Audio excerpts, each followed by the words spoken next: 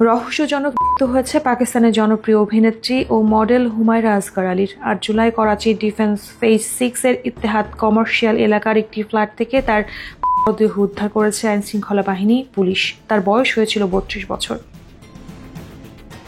সংবাদ মাধ্যম জিও টিভির প্রতিবেদন থেকে জানা যায়, আদালতের নির্দেশে ফ্ল্যাটটি খালি করতে গেলে বিকেল ৩টা ১৫ পুলিশের উপস্থিতিতে দরজা ভেঙে ভেতরে প্রবেশ করা হয়। তখন ফ্ল্যাটের মেঝেতে অভিনেত্রীর মরদেহ পড়ে থাকতে দেখা যায়। পুলিশ জানায়, মরদেহটি পচনধর্মী অবস্থায় ছিল এবং মৃত্যুর ঘটনা অন্তত ১৫-২০ দিন আগের হতে পারে বলে ধারণা করা হচ্ছে।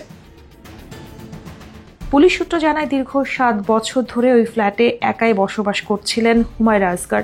বকেয়া ভাড়ার জন্য ফ্ল্যাট মালিক তার বিরুদ্ধে আদালতে মামলা করেন। সেই মামলার প্রেক্ষিতে আদালতে নিযুক্ত বেলি ফ্ল্যাট উচ্ছেদে গেলে বেরিয়ে আসে এক মর্মান্তিক চিত্র।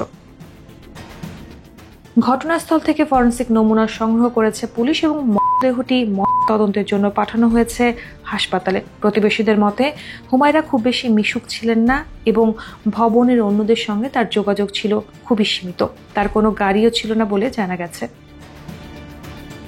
প্রসঙ্গগত, বিখ্যাত রিয়েলিটি শো তামাশা ঘর এবং জালাইবি সিনেমায় অভিনয়ের মাধ্যমে খ্যাতি লাভ করেছিলেন অভিনেত্রী হুমায়রা আসগর।